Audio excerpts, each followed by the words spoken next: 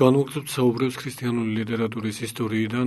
ჩვენ წინა საუბარში ვეხებოდით წმინდა იუსტინე მარტვილის დაკარგულ შრომებს, რომლებმაც ჩვენამდე არ მოაღწიეს.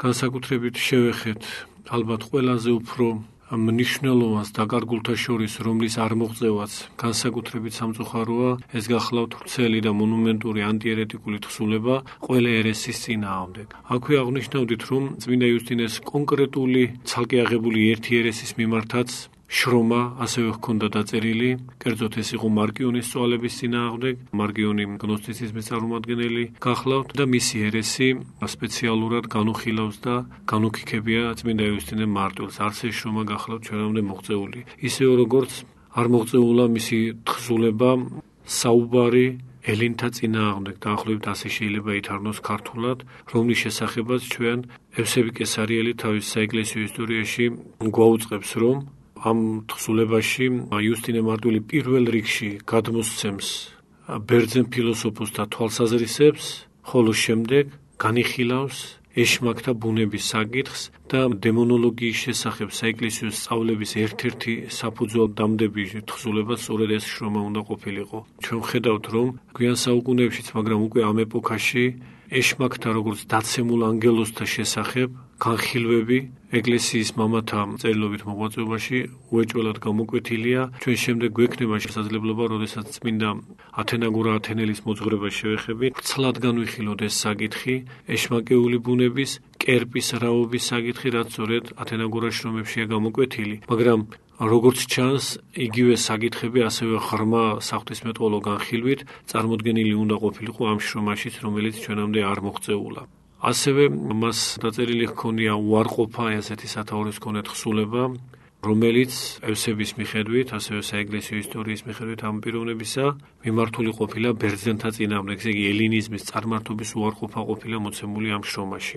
განყენებული თეოლოგიური ხასიათის შრომა დაუწერია აგრეთვე წმინდა იუსტინეს სახელწოდებით ღვთის მეუფებრიობის შესახებ, აი დაახლოებით ასე შეიძლება ითარგმნოს ქართულად.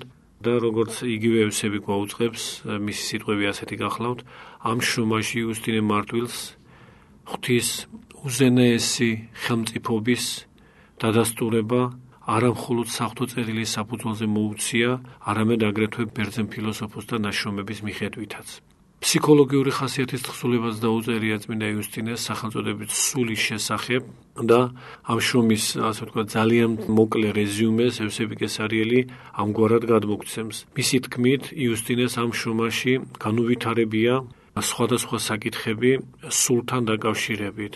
კერძოდ, იგი ეხება ბერძენ ფილოსოფოსთა თვალსაზრისებს და აქვე იძლევა დაპირებას იმისას, რომ ამ თვალსაზრისებს უარყოფს და გადმოსცემს საკუთარ ანუ იგივე საეკლესიო მოძღვრებას ამ საკითხთან დაკავშირებით სხვა შრომაში. ესე იგი, როგორც ჩანს, ეს თხზულება ყოფილა მოსამზადებელი, ანუ შესავალის ტიპის ნაშრომი სულის შესახებ ქრისტიანული მოძღვრების გადმოცემისა. ესე იგი, ჯერ წინარე თვალსაზრისები შემოუკრებია და უარყოფა წარმოუდგენია მათი უარყოფის დაპირება მოუცემია იუსტინეს და შემდგომში უკვე დაწერა თუ არა ეს უკვე აღარ ვიცით, მას უნდა მოეცა უარყოფაც ამ უკვე წარმოდგენილი თვალსაზრისებისა და აგრეთვე საკუთრივ ეკლესიური მოძღვრების ზედმიწევნითი გადმოცემაც. იუსტინეს დაკარგულ შრომებს შორის იხსენიება აგრეთვე თხზულება სახელწოდებით ფსალმუნი, თუმცა რაობა ამ შრომისა დღეისათვის გაურკვეველი გახლავთ. აქვე უნდა აღნიშნოთ აგრეთვე კიდევ ერთი შრომის შესახებ, მნიშვნელოვანი თხზულების შესახებ, სახელწოდებით აღდგომის თაობაზე, იგულისხმება მაცხოვრის გვდარეთით აღდგომა. ამ შრომიდან 3 ფრაგმენტი მოტანილი აქვს წმინდა იოანე დამასკელს მე-17 საუკუნეების ამ უდიდეს მოძღვარს თავის სახელგანთქმულ კომპენდიუმში სახელწოდებით წმინდა პარალელები, რაც ჩვენ ადრეც დაგვიმოწმებია. თუმცა სხვა რამ მოწმობა იუსტინე მარტვილის ამ შრომასთან დაკავშირებით ჩვენ დღეისათვის არ მოგვეპოვება. ესაა თხზულებები, რომლებიც ნამდვილად დაწერა იუსტინე მარტვილმა და დაიკარგა, მაგრამ ამ შრომების გვერდით ჩვენამდე მოღწეულია თხზულებები, რომლებიც იუსტინე მარტვილის ავტორობით არის წარმოდგენილი ხელნაწერში, მაგრამ მკვლევართა დაკვირვებითა და სათანადო ანალიზის საფუძველზე მათი იუსტინესეულობა უარყოფილი გახლავთ. ეს შრომებია მაგალითად თხზულება შეგონება ბერძენთა მიმართ, დაახლოებით ასე შეიძლება ქართულად ითარგმნოს. მიიჩნევენ, რომ ეს თხზულება სინამდვილეში დაახლოებით მე-3 საუკუნეში უნდა იყოს დაწერილი და შემდეგ მიეკუთვნა იგი იუსტინე მარტვილს. ეს თხზულება არის მსჯელობის ფორმით წარმოდგენილი და მიზანდასახულობა მისი მდგომარეობს იმაში, რომ ბერძნები ჭეშმარიტი რელიგიის, ჭეშმარიტი სარწმუნოების აღსარებამდე, ჭეშმარიტი სარწმუნოების მიღებამდე მიიყვანოს. აქ განხილულია სხვადასხვა თვალსაზრისები ღვთის შესახებ ამ შრომაში, მათ შორის ბერძენ პოეტთა გამონათქვამებიც, ეგრეთ წოდებული თეოლოგიური გამონათქვამებიც ღმერთების შესახებ და იუსტინე მარტვილი ამგვარ გამონათქვამდა განხილვის შემდეგ ასკვნის, რომ ეს აზრები, ამგვარ გამონათქვამებში გამოკვეთილი აზრები არ შეიძლება მიღებულ იქნეს. ასევე იგი წარმოგვიდგენს საკუთრივ ფილოსოფოსთა სწავლებებს და დასკვნა კვლავ იგივეა, რომ რელიგიურ საკითხებთან დაკავშირებით ფილოსოფოსთა სწავლებანი მრავალი ურთიერთსაწინააღმდეგო დებულებით არის სავსე. ასე რომ იუსტინე თვლის და ასკვნის ჭეშმარიტება უნდა ვეძიოთ მოსესა და წინასწარმეტყველთა შრომების შიგნით, რომლებიც უწინარესნი არიან ბერძენ ფილოსოფოსებზე, ესე იგი მოსე და წინასწარმეტყველნი, თუმცა აქვე არც ის არის, რა თქმა უნდა, უარყოფილი, როგორც ჩანს ამ შემთხვევაში ეს შრომა მართლაც კონკრეტულად წმინდა იუსტინეს ნამდვილი შრომების გავლენის ქვეშაა, არც ის არის უარყოფილი, რომ გარკვეული კვალი, გარკვეული მარცვლები ჭეშმარიტების ღვთის შესახებ შეიძლება მოკრებილ და მოძიებულ იქნეს ანტიკურ პოეტებთანაც, ანტიკურ ფილოსოფოსებთანაც. ეს თქვათ ერთადერთი მხარე, რაც შეიძლებოდა პარალელისთვის ამ შრომისა წმინდა იუსტინე მარტვილის შრომებთან ჩვენ მოგვეტანა. თუმცა მთლიანობაში ხსენებული ძეგლის ავტორი მნიშვნელოვნად სხვაობს იუსტინესგან მსოფლმხედველობრივადაც და რა თქმა უნდა ენობრივ სტილური თვალსაზრისითაც.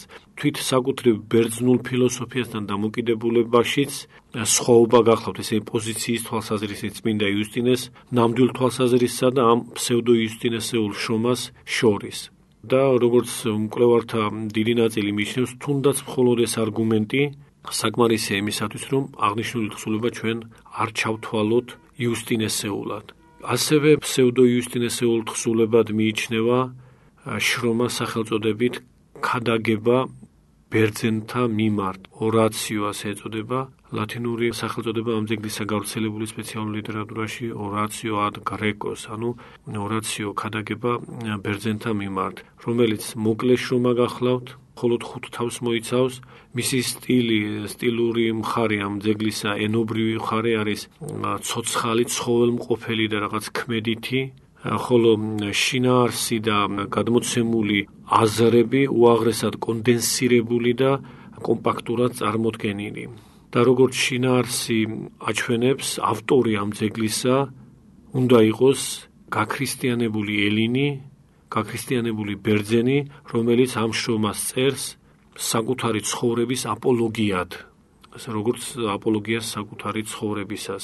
ავტორი განსაკუთრებით თავს ესხმის ღმერთების ბერძნული პანთეონის შესახებ არსებულ თხრობათა მკვეთრად გამოხატულ ამორალურობას, რაც აღწერილია ჰომეროსისა და ჰესიოდეს მიერ და დასკვნა გახლავთ ამგვარი, რომ არის გამოთქმული მკვეთრი მოწოდება მათდამი მოქცევისა და გაქრისტიანებისკენ. როგორც მიიჩნევენ, ამ ძეგლის რიტორიკული სტილი და აგრეთვე ძალიან ღრმა ცოდნა ბერძნული მითოლოგიისა, რასაც ეს შრომა ამხელს, გამორიცხავენ აი ეს ორი მომენტი იუსტინე მარტვილის ავტორობას.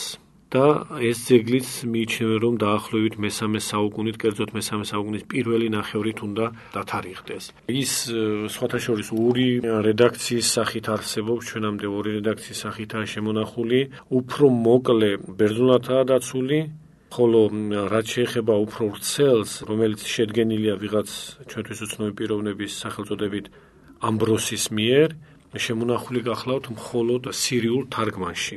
ესე იგი, ერთი ვრცელი რედაქცია სირიულ თარგმანშია დაცული, ხოლო მეორე მოკლე რედაქცია დაცული გახლავთ ბერძნულად.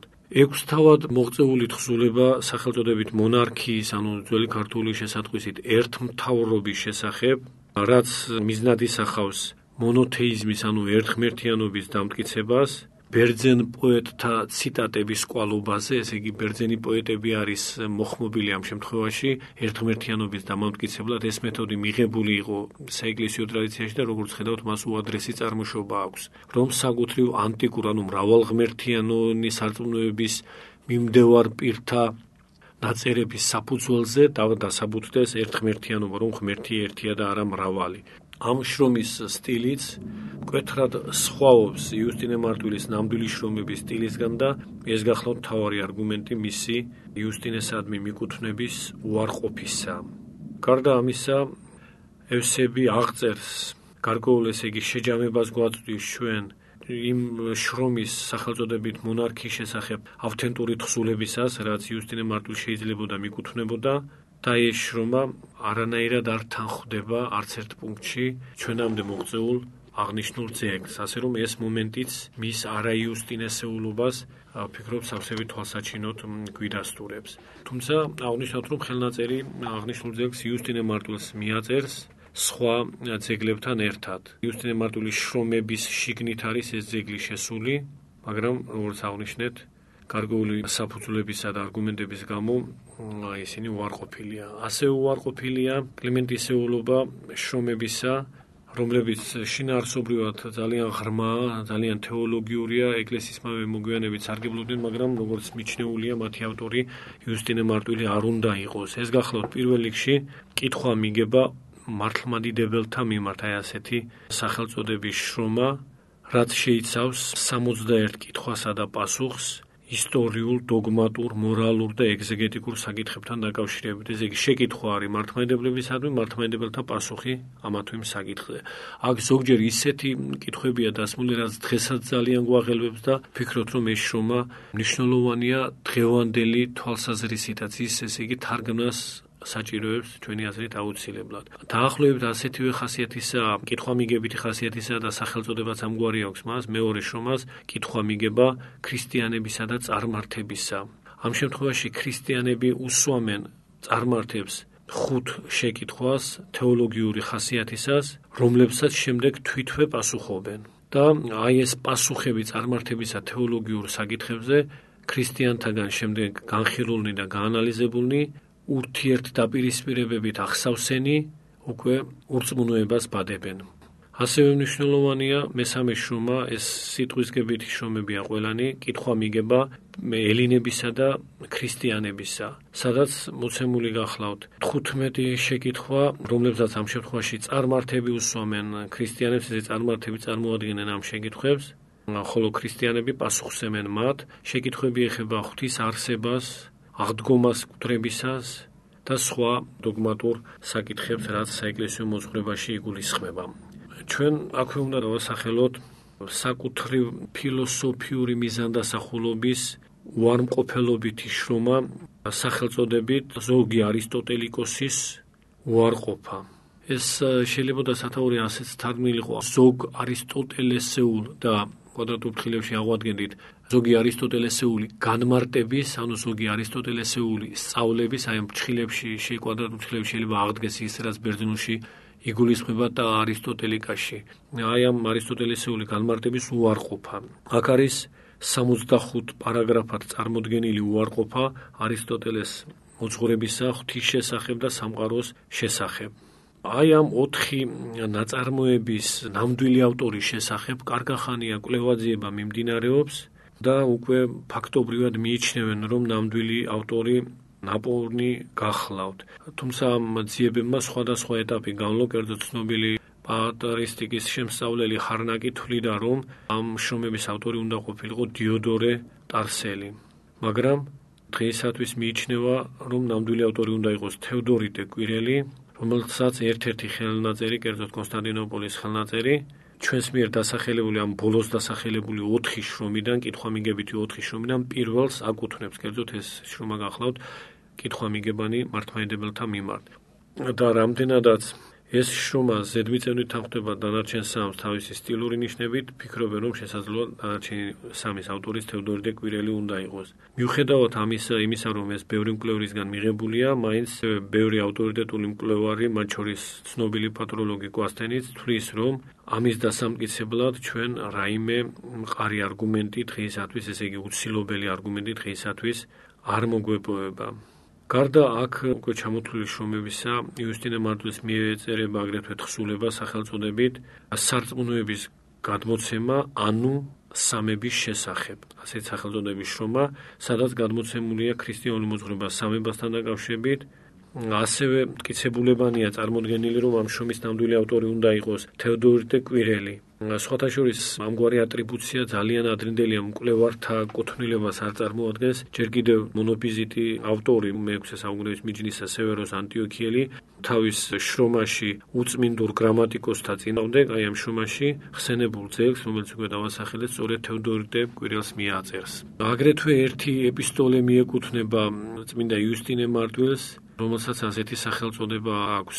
ეპისტოლე ძენასა და სერენუმისადმი. ამ ეპისტოლეს მიიჩნევენ ქრისტიანული ასკეტიზმის სახელმძღვანელოდ. გარკვეული პირები აი ამგვარად სახავენ აღნიშნულ ძეგლს, სადაც არის შეგონებანი, განაწესები, სათნოებათა შესახებ, სხვადასხვა სათნოების შესახებ ეს სიმშვიდე იქნება, უპოვარება, ურისხველობა თუ სხვა. მიიჩნევენ იმასაც, რომ ძეგლი მნიშვნელოვან გავლენას განიცდის სათნოებითი ღვთისმეტყველების ასპექტით სტოიკური ფილოსოფიისა, სტოიციზმისას. ერთ-ერთი მკვლევარი, კერძოდ ესაა პატიფოლი, ცნობილი მკვლევარი, აღნიშნულ ძეგლს მიაკუთვნებს სისინიუს კონსტანტინოპოლელს და შესაბამისად ათარიღებს მას დაახლოებით 400 წლით, ესე იგი მე-4-მე-5 საუკუნეების მიჯნით.